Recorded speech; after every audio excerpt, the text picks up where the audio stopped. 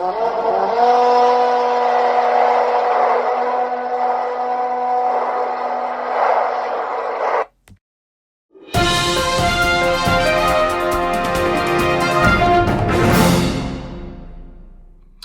there, YouTube. Welcome on back to Artichoke Dip. My name is Rob, solo tabletop gamer. And before I get into this video, there's a few things I'd like to get out there. A couple of shout outs to some fellow YouTubers. First one, RPG Elite. What I can tell you, man, is your words ring so true. Keep to the truth and what you do, because your most recent video speaks very loudly, and I think to many, and right now many people need to hear that wisdom, especially right now. Keep up the good work. The other one is to a fellow Michigander YouTuber that I haven't heard from in a while, and I hope he's doing okay, and that's Questwise. Hope you're doing all right out there, man, and tell you what, keep doing the great content. So before I jump into the video, one other thing I want to talk about, I just couldn't believe it when I saw the local news report, and I'm sure you've heard on the national headlines about the vape, it was a vape storing facility here that had blown up, sending these compressed gas cylinders like projectiles through the air. Well, the national headlines are focusing on that, but the part they did not tell you that the local news was showing is they had a huge amount of these novelty Batman knives. And when this explosion went off, there were Batman knives raining down up to a 2-mile radius from the site. Man, I am just trying to wrap my mind around that. If you were a huge DC fan and, you know, you hear this explosion and you walk outside and next thing you know, there's Batman knives raining down from the sky, what would be going through your mind at that moment? My God. Anyways, we live in crazy times, my friends. Crazy, crazy freaking times. And, yeah. So, and one other thing I want to touch off on was my last video upload that I did, a little comedy skit that I had put out there, and the reason why I did do it. So, one thing that does happen if you are a YouTuber is you will get what I call empty vessel comments. What is an empty vessel comment? It's a bot. It's a fake channel that's created in order to try to influence you one way or the other. Now, every comment I get, and I know, hey, I'm slow on comments. I'm guilty of that. I get that. But I always check. I click on the name, go back to the channel, see what if they're real or not. I mean, the vast majority of people have a watch history. They have made comments. They have playlists. They have all those things. And when you click on a link that has none, it's just an empty vessel. And the odds, let's face it, if you had just made a YouTube channel, I mean, chances are you going to stumble upon this one first? I highly doubt it. I highly, highly doubt it. I think what you're going to find is you're going to be directed to what's trending now. Just saying. So looking at these comments and laughing at them, I came up with the idea for this comedy skit, and I decided to put that out there and yeah, see how it was perceived. And well, anyways, with that being said, hey, sometimes I can go off the beaten path and get a little crazy. What can I say? So today's video, let's jump into what today's video is about. And well, I have been sitting here looking at this book sitting on my shelf for a while. It's a great campaign setting. It's called Kingdoms of Calamar. If you've never played it and you're not familiar with it, it's a very interesting campaign setting. It is based off of our historical timelines of between the Bronze and Iron Ages, and I love it. I love what's in here. I had went through, and I should back up a little bit. It takes place in the world of Tallinn, which this is based out of, and there are different power structures and factions all constantly warring and trying to gain their, how shall I put this, imperial dominance over the other. So that's the overall arcing backstory, if you will, of this campaign setting. But the whole idea behind this video was I wanted to kill several birds with one stone. One, I was asked, hey, can you do a 3E playthrough? And I was like, sure, I can get to that. Well, check. It's been a while since I played 3E. I haven't done 3E in a while, and you know, I was just kind of like, you know what, I really want to. I want to do a 3E playthrough. So I had done that. I have chosen to do 3E with this. Not only obviously is it 3E D&D, I mean, I could have used anything. I could have used Castles and Crusades. I could have used a myriad of any other RPGs I have over there on the shelf in order to run this. But of all of them, it's been a while, and I wanted to run back through a 3E campaign and play that solo. The other part of this video is that we're going to get into is it's also going to cover showing you how to use pre-published campaign settings if you're playing solo, and how to structure them to get the most out of them. Because I want to dispel this myth that I think a lot of people approach a campaign setting and they think you're supposed to spend years upon years upon years in this thing, completing it from cover to cover, and it's the only be-all, end-all way to do it. That is so far from the truth. And I'm going to get into that and talk about that too. How to use them, how to adapt them solo, and the most you can get out of it. The third part of the video, and these are all umbrellaed together, hex crawling. How to use hex crawling, how to develop it, and put it all together so you yourself can run these things solo, have more control over what you want, spend more time playing, less time at that point running back and forth through source books trying to find the information you need to be able to run these things and make it more detailed for a solitaire game for yourself. So if all these things sound interesting to you, then hey, tell you what, we're just about ready to get into them. But I do have one last thing I have to get into before we actually get down to the brass tacks of everything, and that is, if you liked the video, let me know. Drop me a like. And if you are new here, you just stumbled upon my channel, don't forget, click that subscribe button, followed by the bell icon. When I do upload, you're going to get a notification so you do not miss one. And if you choose to be unsubscribed and just enjoy the video, that's okay too. So let's jump on into the video and get into what I have to unravel here.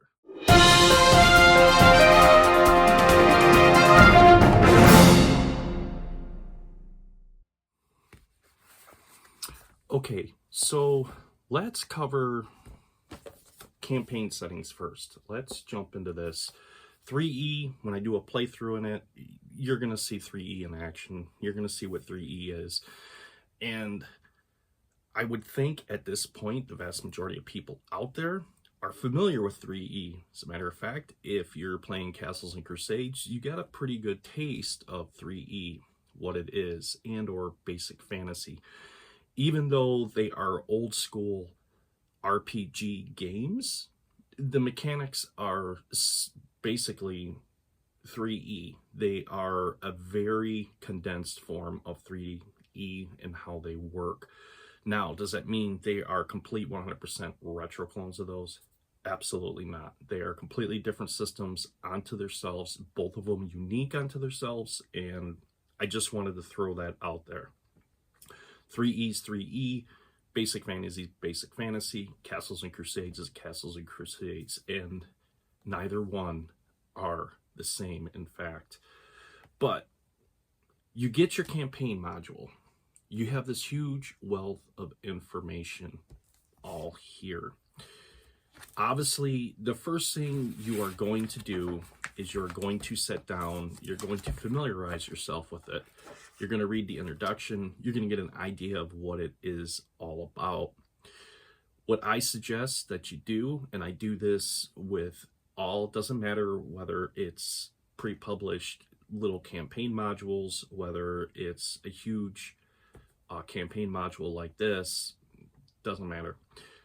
When I sit down and I go to actually read through this and get an idea of what I want to do with it, I always keep a pad of paper handy with a pencil, and I jot down notes to things that I am very interested in and I want to put into that game system, rather than just reading over it, moving on through the book, and then later on trying to recall what it was you wanted to do with it, what section it was in, so on and so forth.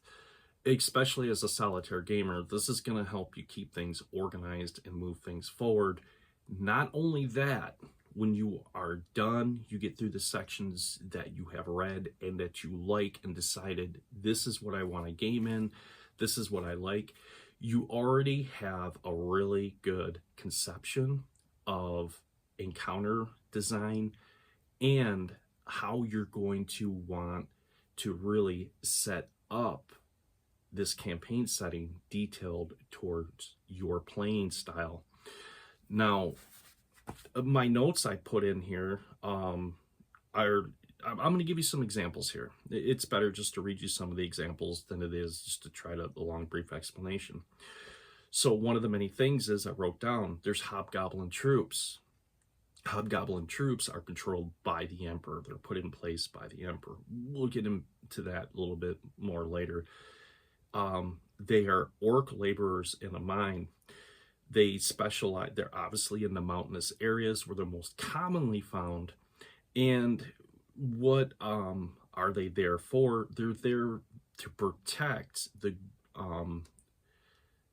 minerals and stuff that they are pulling out of the mine, and the metals, most particularly in abundance: tin, silver, iron, and copper. This is already giving you a conception of, when it comes to mountain encounters, what you're going to expect, and really, in a way, how you should honestly design them encounters to make sense with the storyline. The other thing is bandits. On every road poses a royal guards to steal all coin and valuables. So this is an interesting little tidbit that I had pulled out of there. So they have the real royal guards that go around, and then they have bandits that pose as royal guards. Now, what I didn't write down in here, because it's one of the things reading further into it, it gave you further details, was the fact that other settlements and their authorities know the difference between the real royal guards and the bandits, but the fact is they get a kickback from these bandits, so they more or less look the other direction and allow them to keep operating and keep doing what they're doing because they're getting a kickback of that money. So this is interesting. This is also, as you can see, setting another layer of how encounters should be designed and where they're going to fall within the campaign setting that you are playing, on top of the normal, I'm going to say, I thought I had it over here, I moved it, the normal encounters that we are going to see out of the monster manual. And I was looking for the monster manual. I had it over here, but I must have, oh yeah, put it back up there on the shelf. So, not that it's that important for the scope of this video.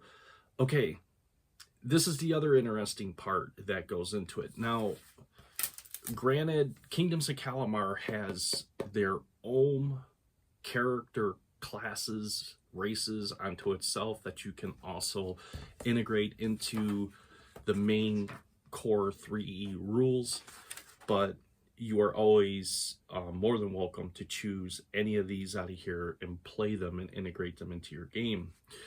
I'm going to explain my game system and where I went with it, the backstory, and how everything's going to come together, which will make more sense to you later on. Well, I don't want to over inundate too much in too little of a time.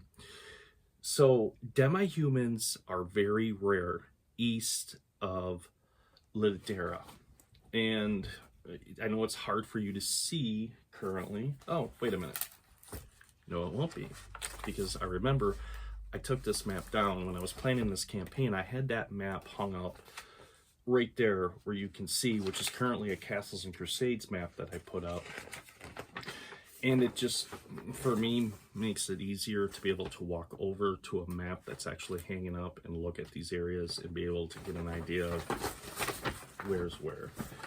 But I have the map currently right here, and I can show you here on the map where I'm talking about, so you get a better actual visual idea.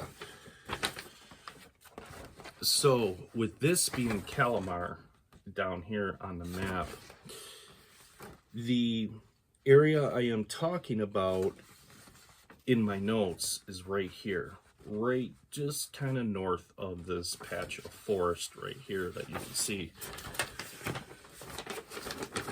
So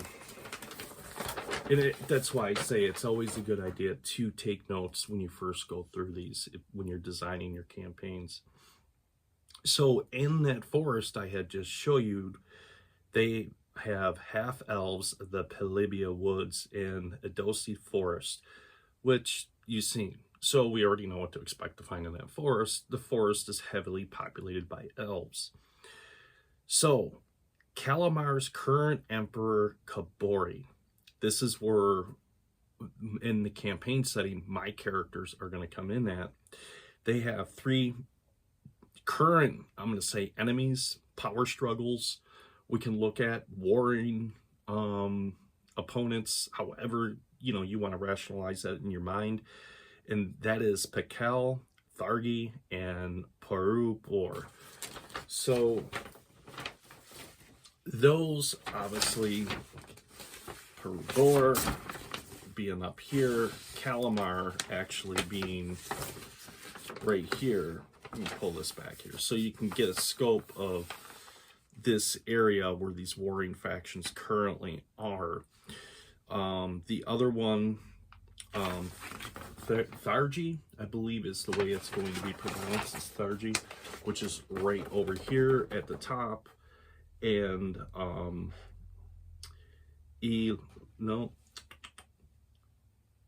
Pekel. Pekel is the other one. Let's see where Pekel is. Pekel, right here.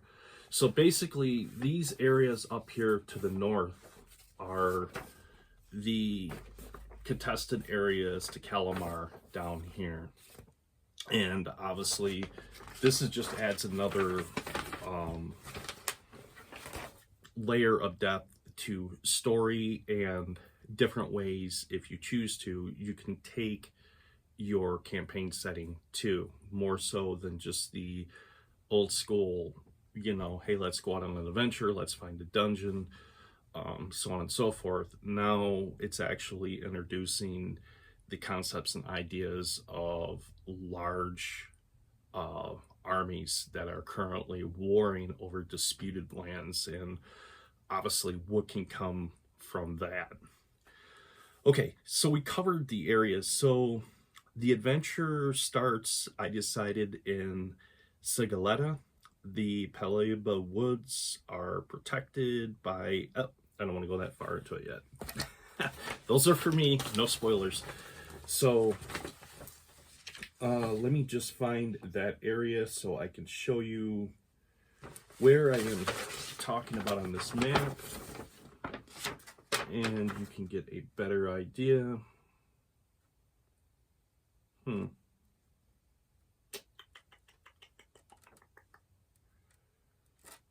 There it is. Right here.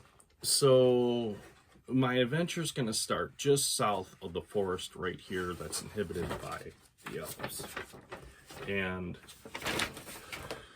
so going through the campaign module and reading the section that really intrigued me, as you can see, I've already got a pretty good idea of how to create the campaign setting and create basically the parameters I want to currently play in and where to go with those. And I didn't sit here and make like these elaborate notes or I wrote a book. They were just the cliff notes, the key points of what really interested me, and I took away from that and put them down to be able to develop the game. Now, it was after that I worked on what I call the hex crawl, right? I know that's kind of a little hard for you to see right now, but if we put the overlay there, you can see what I'm talking about. We got our hex grids. And no, I'm not just talking about this overlay. I'm talking about the actual gaming mechanic that can be utilized across any campaign setting game or anything called a hex crawl. As a matter of fact, there was a whole entire series put out by Frog God Games called Hex Crawl Classics, and I have a couple of those. They're not bad, and it's really a good system. And if you're not familiar with it, well, this section I'm going to cover, and we're going to go over hex crawling.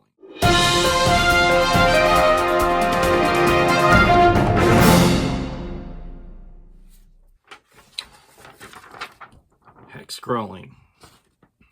Very simple concept, and I'm going to explain this to you. And if you already know, you know. And if you use it probably exclusively with your RPG games and a lot. And if you don't know and you're new to this concept, I really hope you get something out of this, because it's going to bring a lot to your games, and it's going to make solo RPGing a lot more enjoyable, and it's going to make a lot more sense. It's going to put a lot of organization into it. It's going to add a lot of surprise into it. It's going to add challenges to it, and it's going to be able to give you the opportunity to really, really, at that point, put you in control of designing and tweaking all the parameters exactly the way you want it to the way you enjoy to play it. So what is hex crawling? Well, hex crawling is the idea that your characters, as they traverse the world into what you're in, every single hex they go into is a new unknown area until it's discovered and marked onto the hex grid map. And then as you play and go along, at that point, the world is built for you. Think of it like Fog of War. If you've ever played any games that introduce Fog of War to the map, that they do add this level of intrigue, mystery, and interest to it, for the fact that you don't know until you discover it. And it makes you want to keep pushing forward and keep going. You want to know what's behind the veil of fog, and you want to see what's there. Hex crawling is no different, but for the solo player, you're starting out with a blank hex grid sheet, and as you go along, each hex is revealed to you depending on how you decide to do your hex grid. Let's jump into that and get more into it and explain how to use hex grid and how to do a hex crawl. Now, I have bought hex grid paper for myself, and I love to use this for this. You don't have to do that. As a matter of fact, there are a lot of gaming books out there, and if you look at the main core rule books, the vast majority of them, if you go towards the back of the book, you're going to find that they have resources in there, whether it is graph grids that they put back there for you to photocopy, or hex grids. Now, unless it's a rare exception, you're playing something like 4 Against Darkness, I'm going to say, where these RPG games are just basically introducing the very bare essentials to what an RPG game is. You're not going to find this. But more robust RPG games out there, they're going to give this to you on the premise that you know how to use it and you're going to utilize it for your games. And if none of the games have it, you can always find it. You can always, I'm sure, quick search of the web, download it, save it to your computer if you're doing it that way and print them off. Or if you're like me, just go the route of just buy yourself a pad of hexagonal paper. I've had this for several years now, and the way hex grids work, it's not like you're gonna fly through that whole thing in a game session. As a matter of fact, you probably have it around like me for years because it's gonna take you a while to complete these. All right, enough of that artichoke, let's get into it. So the unique thing about hex gaming, hex crawling, whatever you want to call it, it has 6 sides. 6 sides can equate to a D6, which can offer a lot into that depending on how you want to play it. If you want to utilize it to where your characters have no navigational insight and they are just wandering this new world without any way of knowing where they're going, well, the D6 comes in very handy for this. And let's mark the sides to show you what I'm talking about.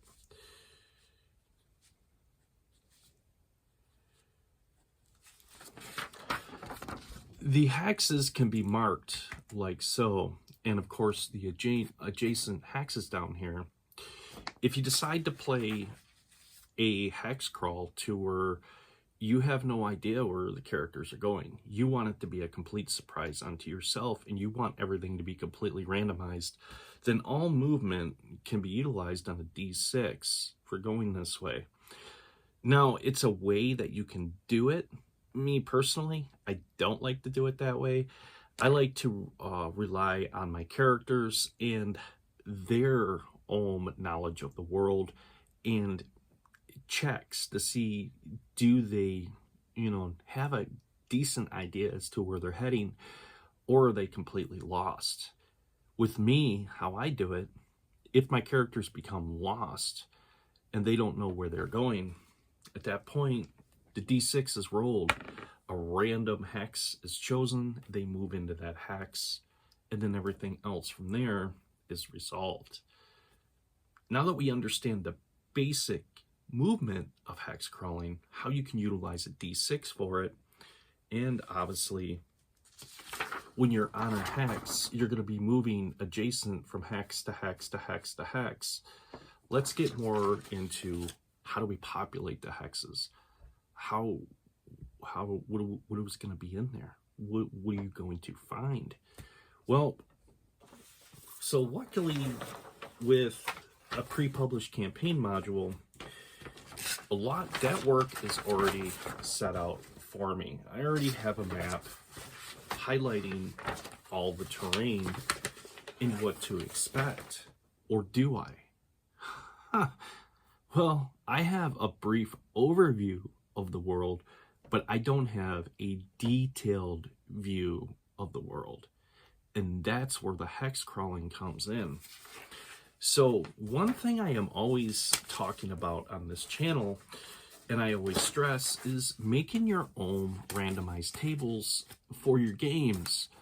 And I'm going to show you how I do mine, how I keep it rather simple, but I get a lot out of it. And with a few sheets of paper, I can keep everything at this point organized in going forward for months, years, however long I decide the campaign is going to last before, well, I'm just ready to move on to other things. Now, the first thing and the tables that I did make were right here. As you can see, I put in the random locations that can be rolled on a d20. For the sake of this video, I also drew my crude hexen down there to be able to show you and demonstrate with that. Now with the locations, my characters can stumble across a cave. They can come across ruins, old abandoned strongholds of long ago. What about a dungeon, right? Hence the system I am playing, you know, that's in its name. So I did not leave that out. Or burial grounds. I mean, we are talking about a primitive time. We're not talking about our time to where graveyards have been thought out, zoned, and put into a particular area and left aside for years and years to come. Back then, well, not much thought was put into zoning and stuff like that. So it's very feasible as your characters travel across these areas, they may run into local burial areas. Okay, abandoned outposts. Now, one thing I did leave out about the campaign setting and why I put that in there is it had talked about the span of history through Kalamar. At that point, over the years, the changing of emperors and the wars and everything else that had taken place in this campaign setting world. And as a result, as the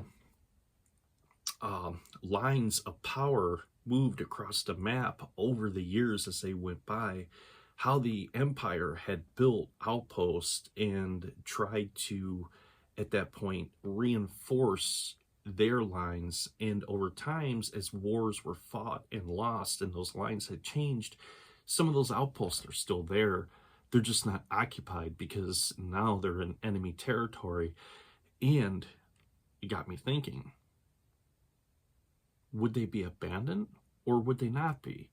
Well, technically they would be abandoned by the current emperor in that kingdom, but are they really abandoned, or did something else basically occupy them areas since? Okay, the other thing I put in there were abandoned battle camps. Well, this would be a feasible thing that you would find, especially in a time and an era like this where lands are contested. There's small uprisings of wars that are happening on daily basis, whether they're small skirmishes or they are planned out larger scale wars. At that point, when you have so many foot troops crossing these areas, it's only makes sense that battle camps would be constructed. They would have an effect on that particular area of Earth and what they would have to do to make them camps basically as convenient as they possibly could for that amount of troops.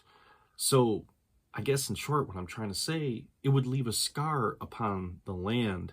There would be certain things you'd still be able to find, like divots in the earth where burning pits would be, or perhaps clearing out in the trees, not only for firewood, but to make room.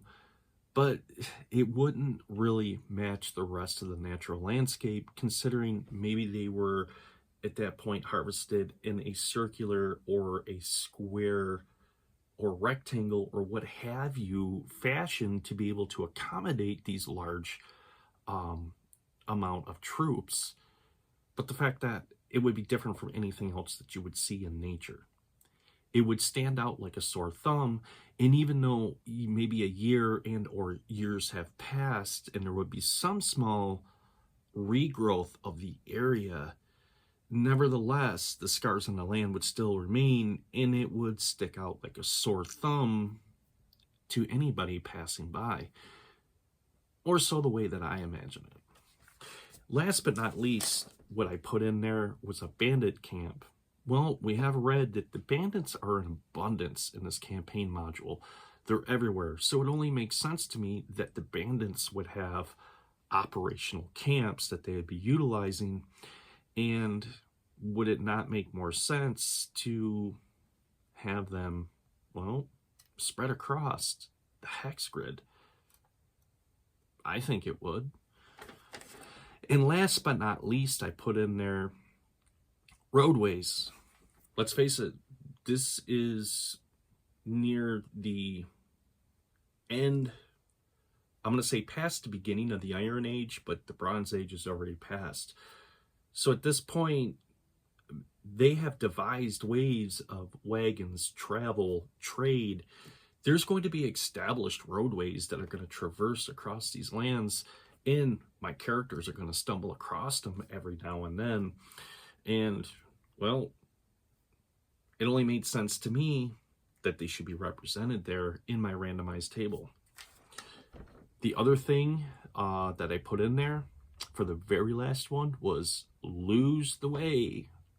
Characters have lost their way. They have no freaking idea where they're at, and they're trying to desperately find their way back. And of course, how to resolve that? The good old-fashioned D6, and the way that I showed you earlier. Roll it, but at this point, I'm going to roll a 1d6 and move the next 2 hexes in that direction before I get a chance to roll again to do a DC check to see if they regain their navigational cardinal points, or, well, are they just lost and they keep wandering further and further off the beaten track? Made sense to me. So this is the first thing on my hex crawl that I utilize. And when I move into a new hex, first thing I'm going to do is I'm going to roll on the random locations. And it's going to give me an idea as to what's in them locations, which takes me into the second part of hex crawling. Whether you're in a pre-published or you're doing just a completely, at that point, self-made campaign setting for yourself, that is, well, scaling. How much room is contained inside your hex? How is that represented in whether it's miles and or kilometers? And how are you doing that? Well, you know, for this game system, it's pretty much already thought of that and worked it out on this overlay. Not only giving me a measuring graph to use, but it breaks it up and says 1 hex is equal to 25 miles. Well, if we think about it, on foot, you could probably realistically travel at the most, if you're lucky, maybe 30 miles in one day. And even I think that would be pushing it. It would probably be far less. But this is a fantasy game setting after all. So, well, the characters are far more driven and they're a step above the normal stock of, we'll say, demi-human or human being found at that time in that timeline. Would you not agree? But so when it comes to the hex grid, you have to make that decision. Is a hex equal to 1 mile? Is it 10 miles, 15, 25, 30, 50? At that point, it's all up to you. But what you have to make a conscious decision on is how much time are your characters going to spend in each hex, and how much detail are you going to be able to fit into that hex, so when you go to look back at that map, it's going to be easily identifiable, and it's just not going to look like a completely undiscernible hex full of a bunch of different lines and squiggly doodads that you just completely cannot understand. This is something else to really take into consideration, which is where if you're using a computer-based program to do this, you can always zoom in and add more detail to it to where you can click and go into it. It's one of the benefits of it. If you're doing it the way I'm doing it and you keep it old school with pencil and paper, it's at that point, I am going to try to fit in a very detailed way as I can as to which is into the hex. Which brings me to the next thing, which is you have to decide what kind of, I'm going to say, what should we call those? They're really going to be symbols. What kind of symbols are you going to use to represent the different terrain that is found in your hex grid? Like the difference between a forest compared to plains, compared to desert, compared to a river, compared to a mountain. You can see what I'm saying and where I'm going with that. And it's always a good idea, before you just jump into your hex grid, sit down and however you're recording it, put your symbols in there and make sure they're labeled so you know what is what. So when you do put that symbol in the hex, and as you move on and it's several game sessions later, you can always look back and make it easily identifiable for yourself. Because let's face it, I'm a solitaire player, and if you're a DM, there's really no difference between the note-taking. Am I not right? I'm a solitaire player, so I'm going to make my notes as detailed as I can. So game session after game session, I'm going to be able to look back and have a really good historical overview of my game sessions, where I have been, where I need to go. But if you're a DM, the most embarrassing thing to have happen to you is to have a historical moment to tell your players, we went here, and if you remember, we crossed mountains, and your players say, no, those weren't mountains, those were marshes, remember? Well, at that point, there will be a lot of questions thrown your way as a DM, particularly, how well is this guy actually paying attention to the game sessions? And if he can't remember something simple as that, it throws everything for your players into question.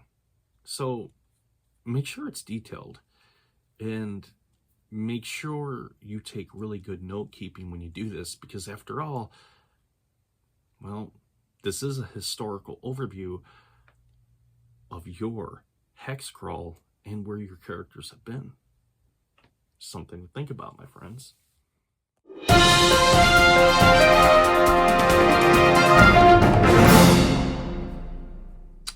The other thing I would like to touch base on and talk about now, you have your hex grid. You've scaled it. You decided how many miles are contained in it. You decided how you want to navigate the map, whether it's randomized with a D6 or however you decide to do that. You've got the terrain. You got the symbolism. You're ready to go, right? Not exactly. Randomized encounters. Because let's face it, as you enter a hex, if you just have one or maybe two encounters for the whole world, well, how long before you kind of get burned out on this hex grid? You're going to want to keep it varied, and you're going to want to keep a lot of encounters on hand, and that way each encounter is going to be interesting and new as you enter a new hex, which hence is going to offer a hell of a lot more replayability, and you're going to find yourself going back to it more often. And, you know, don't sweat it. You may play a couple sessions and figure out maybe you don't like the encounters, or maybe you want to see more of a different encounter, and you can add or take away as you go. But here's a simple way that I have found to be able to break up those randomized encounters into more or less a frequency or a percentage is how they're found, rather than just leaving it to a single die roll of, let's say, a 1d8 or a 1d12. to where you always have the possibility, and not to say you don't with percentile dice, because absolutely you could, but the chances are slim to none. And if you do find yourself in that situation, I would write down them numbers and go play the lottery, just saying. But how I do this with mine, and I'm going to show you right here, you can look at the top to where I have mountain, and you can see how I listed off my encounters, and next to it I put in the percentiles. So by far the most common encounter that's going to be found in these mountainous areas are going to be hobgoblin patrols. Why would they not be? The Emperor at that point has rounded up the hobgoblins in this area. He has pretty much all but deputized them and made them basically officers under his control to be overlook all of the orc miners in these mountains and make sure they keep them in control and keep all of the iron and other precious metals flowing out to the empire so they can be distributed across the other lands for trade. So it only makes sense that the most common encounter that would be found there would be hobgoblin patrols. I then moved on to orcs, orcs being the second most commonly encountered encounters in the mountains. They're orc miners. They're working there. They're going to be, at that point, encountered at one point or another. So it only makes sense that I would encounter them far more often. When I move on from there, at that point, the other encounters have a smaller margin as to when they are going to be encountered. Those being wyverns or ogres, an NPC dwarf, or an NPC orc miner. Why do I put NPC orc miner? Well, I thought about it through this viewpoint. What if one of the orc miners broke away from the orc mining camp and decided they no longer wanted to be enslaved into this camp? They want to get away and go out into the world and basically start another life. Wouldn't that make for an interesting NPC to eventually become a character? You could take the story in so many different ways from there, and it opens up different plot lines and just adds more to the story. And that's the way I went with it. So obviously, as I move on towards different areas, rivers are there. I have included river areas with my randomized encounters, abandoned posts and camps, along with burial grounds and burial ground sizes. I went more into depth with the burial ground sizes, really emphasizing on, is it a small, is it large, or is it a huge area? Is it with a mausoleum or without a mausoleum? All more things to add more detail into my hex crawl as I go through this campaign module, making it unique, very soluble, and to myself. I know I'll have a whole lot of replayability out of it. I'm going to keep coming back to it. It's probably going to be one of these campaign settings to where I'm going to make multiple amount of characters and run them through at various different points on the maps. I say maps because it just doesn't have one. It includes 2 maps. This is a huge campaign setting.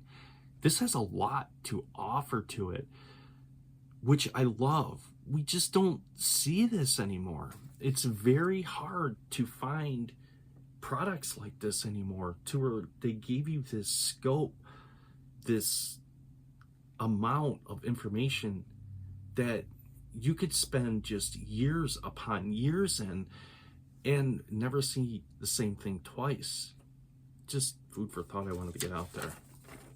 Okay, Woods of Peliba. Obviously, we know the most commonly encountered thing that's going to be there are elves. Amongst other things I put in there, like giant spiders, giant centipedes. After all, this is a fantasy world, so we're going to encounter these things every now and then.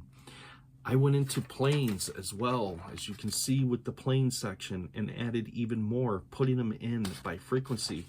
And last but not least, I decided to cover subterranean locations. Why do I say subterranean? Well, there could be dungeons, there could be ruins, there's cave systems. I figured rather than making these different tables for these different things, they're all subterranean. They all share something in common. They're underground, which means they're going to attract those same kind of encounters throughout this world setting. So why not just combine it into one universal table that can be used for all? And I put those in here. And like I said, you don't have to feel limited to just this table. You can keep adding to them. I also included weather and moon phases, because let's face it, these are all going to add into it. I have no idea where the story is going to go or it's going to take me, and at one time or another, these questions may come up. So I decided to include those as well. I kept them very, very simplistic. It's the way to do it. And then last but not least, bandit camps. This is very important, and I changed things up to reflect the time of day. The bandit camps, the population will vary based on time of day, I wrote my notes. During the day, there will be 1d4 bandits. At least one is always on post, always looking. And sneak and or hide checks have a DC of 16. Whereas morning or evening, there can be up to 1d12 bandits. A sneak or hide check at that point is going to be a DC 17. It's going to go up. There's going to be more bandits, more people. But nighttime, right? Night, you have an advantage. You got the cover of darkness. There could be upwards to 1d20 bandits, but sneak or hide at that point is going to go to DC 12.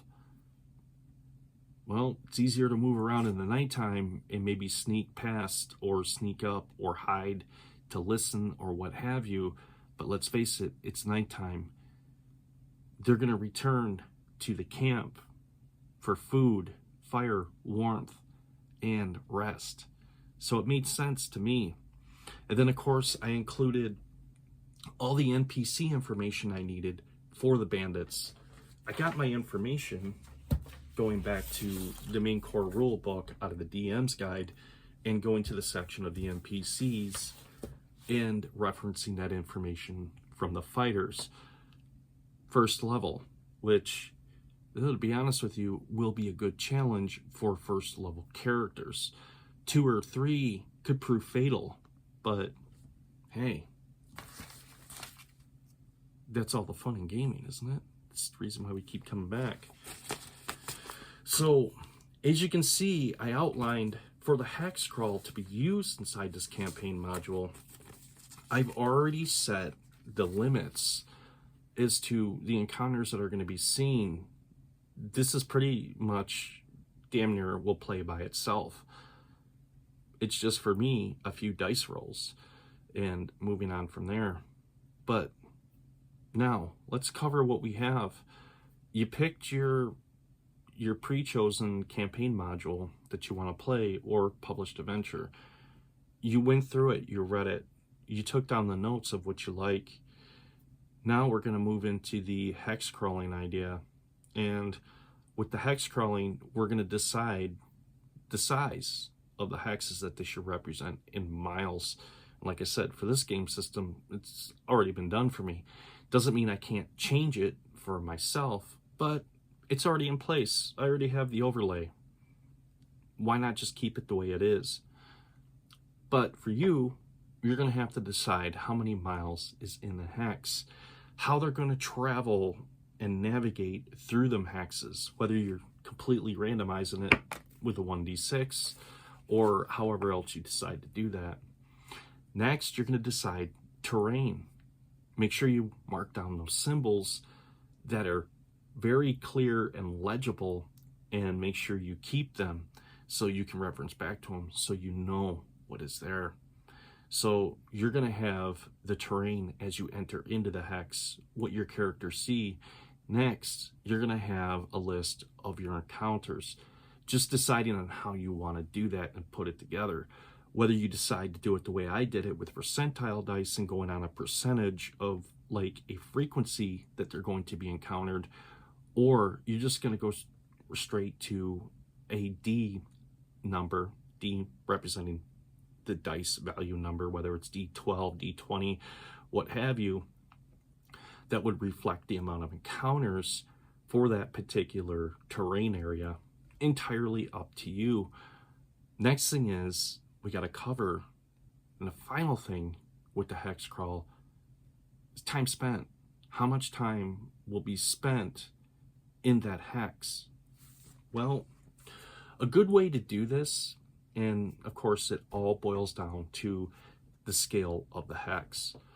Let's say your hex represents 5 miles.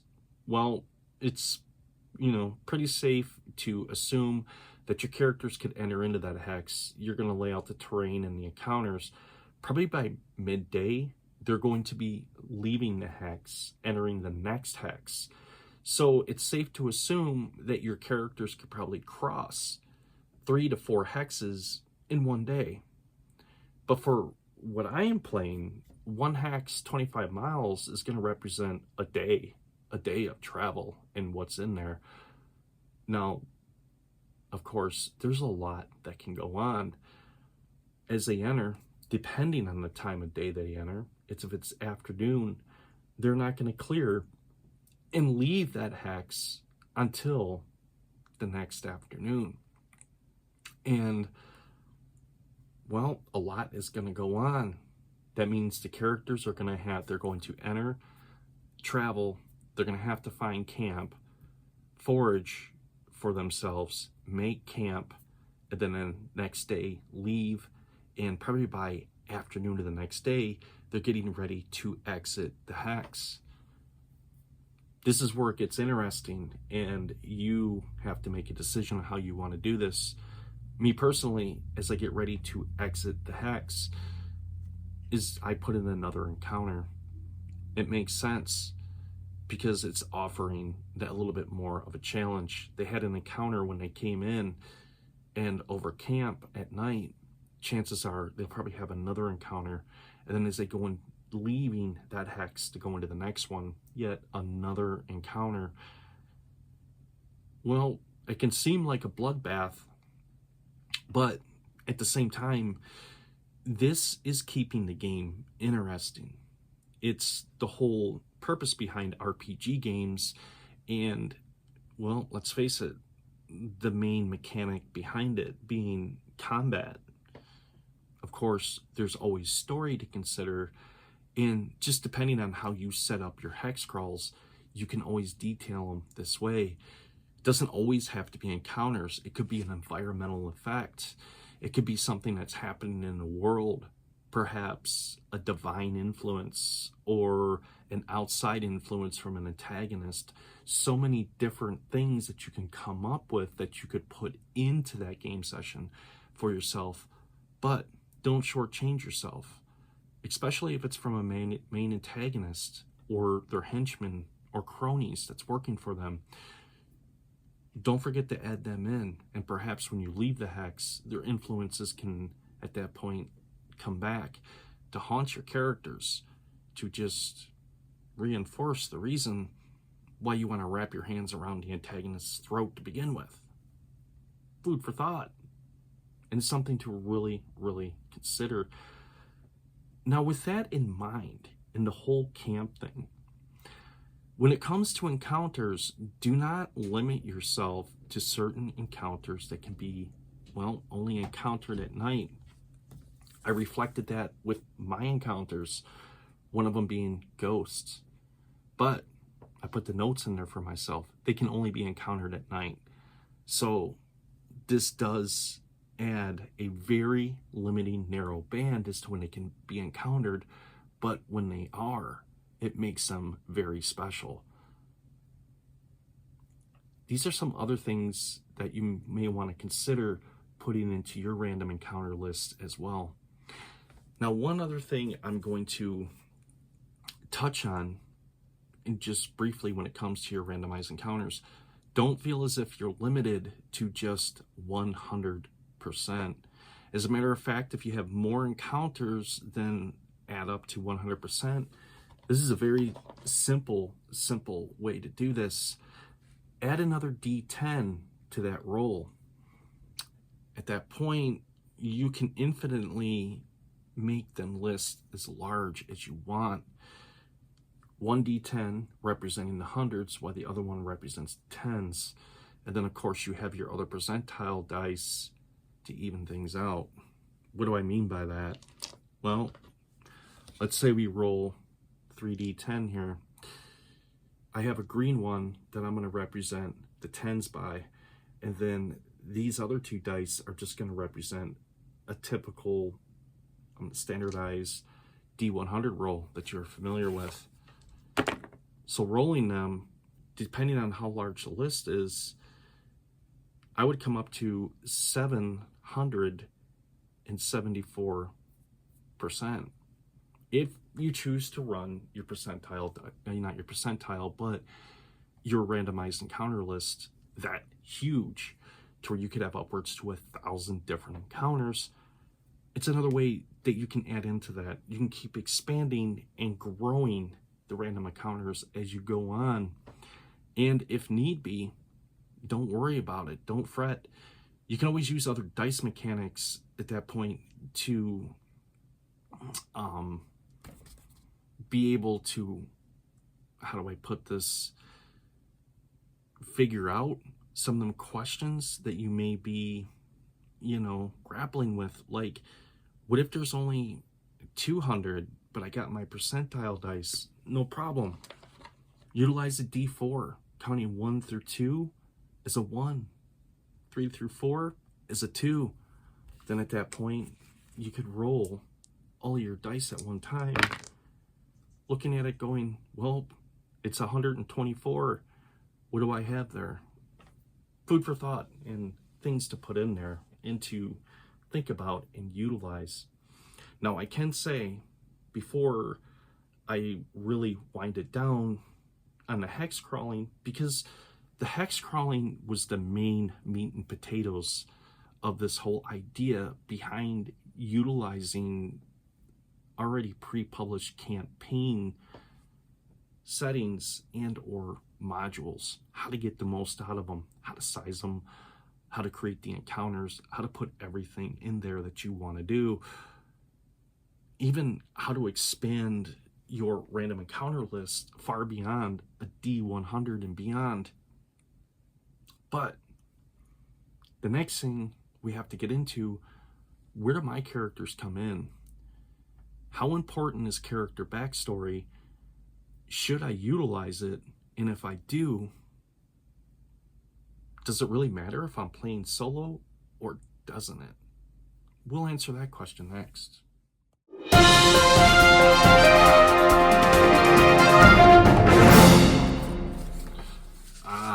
Character backstories. Now, I love to write. I really love to write. RPGs help really, I'm going to say, just spark my imagination, and it's like the fuel that just keeps my imagination going. It keeps the creative energies flowing, and it just pushes me beyond them boundaries to do more. And, I've said this all the time. This is a great pastime. It really is. Whether you're young, old, it does not matter. In between, RPGs will do this for you. They will really tap into your creative side and help you create more. Basically, sharpening your mind and your imagination skills and being able to utilize them. I'm no different. But with that being said, my characters, where do they fall in with this massive amount of information here? I mean, are they natives to the land? Did they come from somewhere else?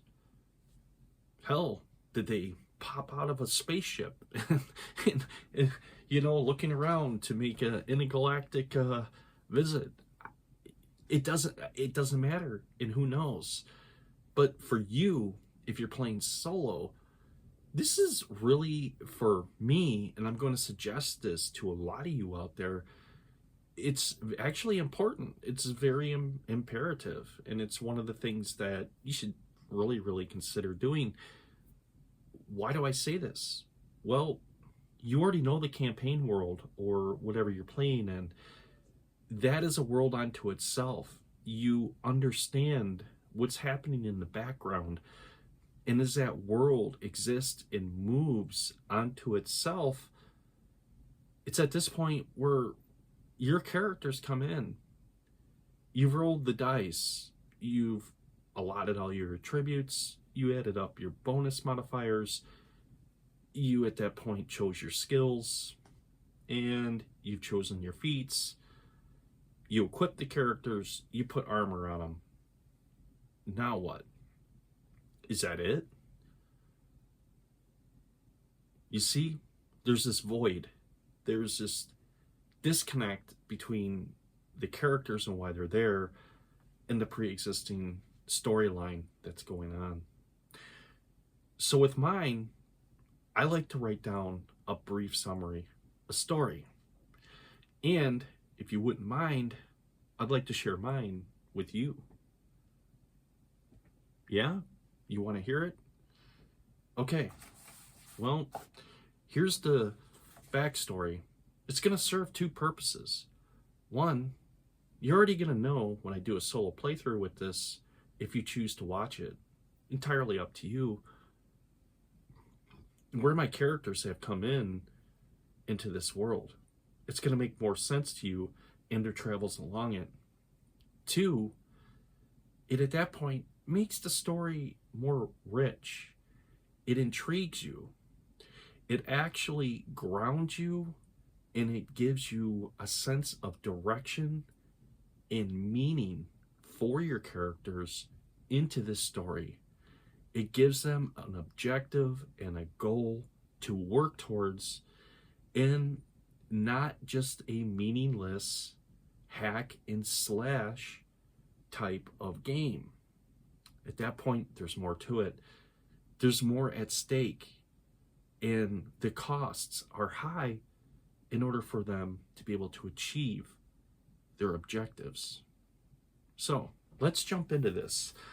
I went into great detail with the backstory. I do with a lot of my RPGs, but I'm a solo player.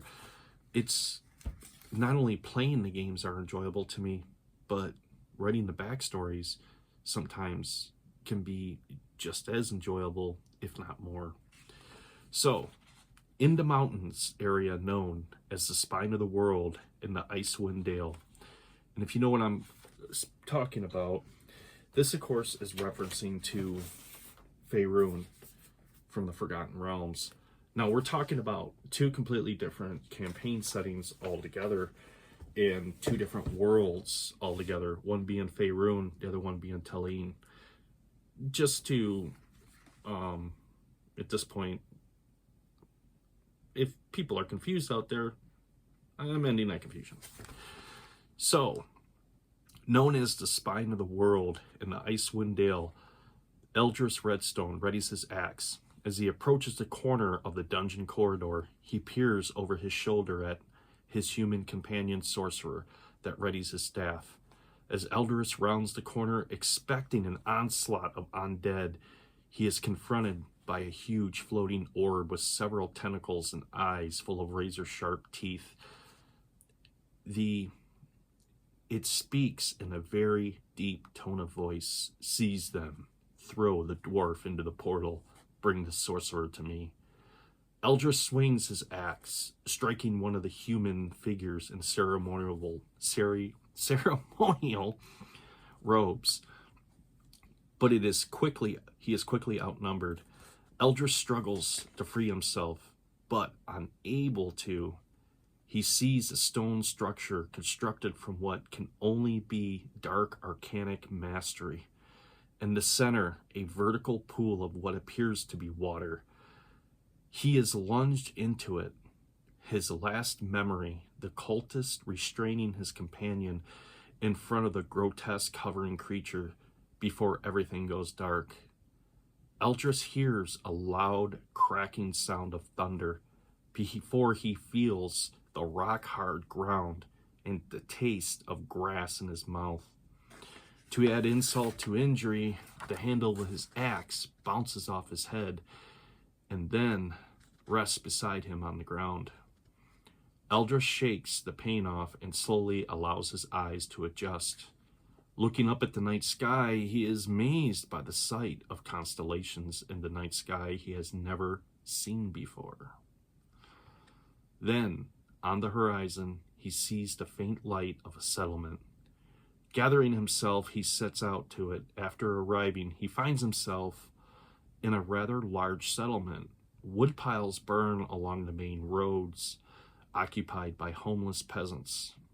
Eldris slowly and cautiously approaches the fire to warm himself and reflect on what has just happened to him.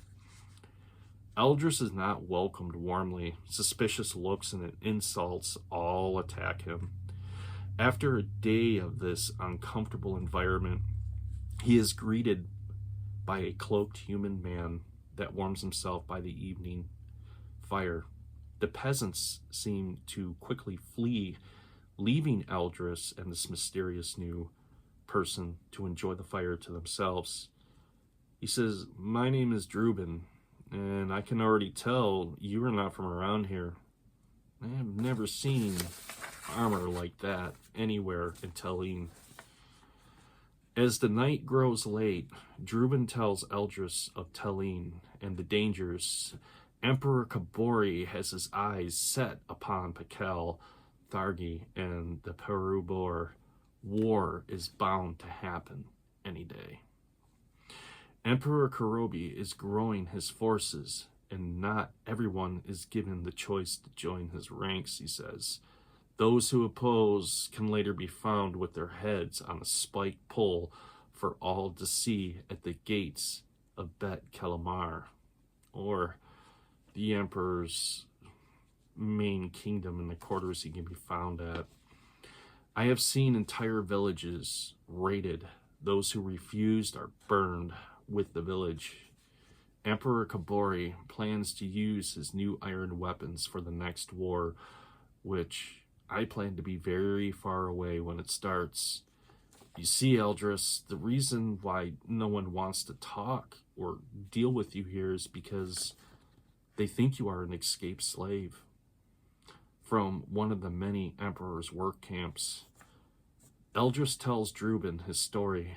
Drubin absolutely amazed, and then he hands Drubin 2 gold pieces and says, "Here, I will pay you to be my guide, to get me somewhere safe until I can find a way back." Drubin looks at the gold pieces in wonder and says, "Such strange markings. And look," he just looks at Eldris with a very serious look and says, "We leave at first light. I am a ranger and know these lands very well. Sleep well tonight, Eldris. The peasants fear me, so they will not harass you so long as I am here. I think the dwarves are Ka'asa." Ka'asa, being the mountain range I will show you in a moment on the map, may be able to help you, whether it be getting you back to where you came from or living among their people. Either way, you want to stay out of sight, out of the emperor's henchman's way. That, if you do happen to cross paths with them, is a surefire way to lose your head or become one of his slaves. Okay, so as you can see, with my backstory that I wrote up here, short, sweet, simple, straight to the point, it's already got a layer of mystery to it. Here, my dwarf came from Faerun. He was thrown through a portal. He wound up in this strange new world he knows nothing about. And for a day left trying to figure out why nobody will talk to him, look at him. The only thing he can possibly get from any of them are just rude insults and not much hospitality. Whereas a stranger approaches him and talks to him because he notices his armor is different from anything he has ever seen in his world. There's something very different about this dwarf that he just doesn't know. And then after talking to him and listening to his tale that just seems so out of the world and amazing to him, until he sees the gold coins. And as he stares at the gold coins, realizing he has never seen markings like this anywhere in his world, which would mean the dwarf had to have come from another world altogether. But he's pretty sure the dwarves that live up here in the Casa Mountains might be able to help him.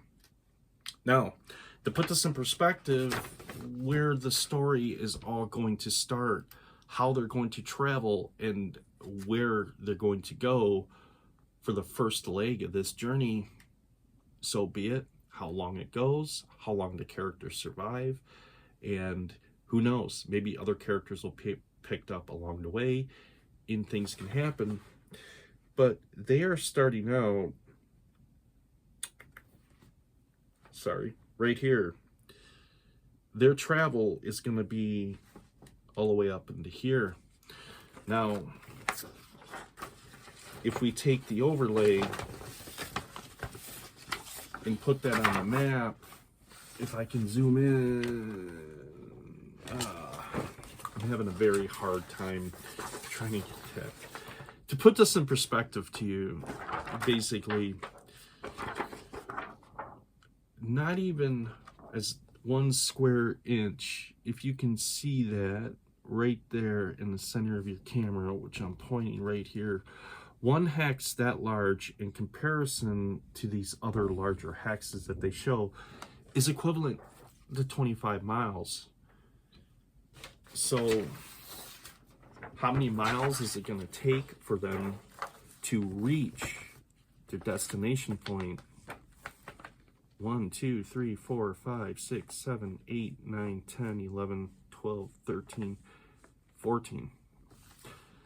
So that would be 14 hexes if they were just to go a straight shot right across. But that's taken into account that the ranger is able to find their way across every hex and not get lost in any way, or as they travel, running into other troubles, abandoned ruins, dungeons, bandits, so on and so forth, all the other dangers that can be encountered into this campaign setting. And you got to remember, each hex is 25 miles, which means they're only going to be, realistically, to be able to travel 1 hex per gaming session. It's pretty cool. I got it pretty well laid out for myself and what I'm going to do with that and move forward with it. Now, I hope you got something out of this video. I hope it put a lot of stuff in perspective for you to understand how simple it is to actually do a solo RPG utilizing a pre-made campaign module, setting module, adventure module. Really doesn't matter. Let's just kind of recap real quickly as I go to close this video out. That is, get your pre-published module and or campaign setting. Make sure you got a pad of paper with you and a pencil. It's the way I do it, or however you're deciding to do this to take your notes. Go through it, read the introduction, familiarize yourself with the information, then write down what really interests you, what part of it does, and what you want to make a game out of. Once you have that done, you have a conception of the campaign world or module, what you like and what you're going to do.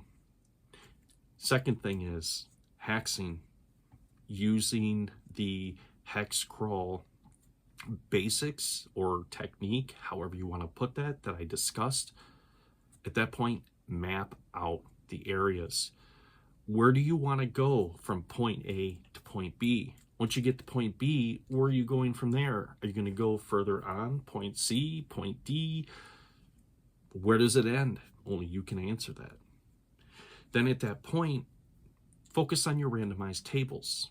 Create your randomized tables. Make your encounters. Have that all done before you even start. Last but not least, sit down and come up with an idea for the backstory. How do your characters all tie into this? Where do they come into this already pre-established world? And how are they set apart from it? Or how are they a part of it? And what role do they play in all of it? And don't be afraid. Let your imagination run wild. It does not matter. This is a solo RPG. This is for you. This is for your eyes only. So don't feel silly or don't feel as if you're bound to not being able to write because you're not Stephen King. No, this has nothing to do with it. This has to do with creating your own story. And if you're DM utilizing some of these tips and tricks, this is your chance to really shine. This is your chance to be able to put PCs into the game that the other players do not control, NPC or henchmen, and being able to give them rich story backgrounds to where your players will actually engage with it and find valuable. And you never know what can go from there. This can inspire. This can inspire your other players if they're lacking in that department, maybe having a hard time. Just seems like you have one that just kind of lacks in that creativity. Maybe they don't connect fully and they have a cookie cut out character to bring to the table, and you're trying to get them to engage more. By seeing this in play and in action, it's going to inspire them. And you never know, maybe the next character will have far more depth, backstory that goes to it, just blowing your mind. Last but not least, roll up the characters. Detail the characters. It's going to give you far more tools to work with to know what character is best equipped for this world. And by using it this way, taking these steps and going that way, you're going to find that your game sessions are going to be far more enjoyable. The legwork is already done. Now, is there a lot of preparation going into this? Sure, absolutely. I'm not going to lie to you and tell you that there's not. And when it comes to solo RPG, the only way there are easy ways to do this are if you purchase pre-published games that are already out there, that are sandboxy, that offer this, or if you just decide not to put a lot of creativity and imagination into it, but then, you know, on the backside of that, you can't expect to get that much out of it either. So you're going to find you're going to be rather, well, disappointed with what you have. These are all my thoughts and not yours, my friends. But I hope through this tutorial of what I explained, some of the tips that I gave you that I utilized for mine, that you may have found this video informal, and maybe you'll adopt some of these for your game table and your game experiences. That's the aim of my channel here. And my last couple of videos have really reflected that. Whether I was doing a satire video or redoing the introduction to my channel, does not matter. The fact is, I am not an influencer. That is not my position here, or or is it ever my job? I'm a gamer. I do this for the love of games. I love gaming. I love different types of games, and I love solitaire gaming. And with the love of my hobby, I like to share that with the rest of the world. Reach out there to like-minded individuals like myself who also enjoy this hobby and doing that, and being able to share ideas, thoughts, and likewise gaming stories. Let's face it, who doesn't like to hear old RPG war stories at a table with a big tankard of grognog? I can't think of anybody that would turn that one down. But like I said, my friends, with that being said, these are my thoughts, not yours. And with that being said, this is Artichoke Dip, the solo tabletop RPG gamer, signing off.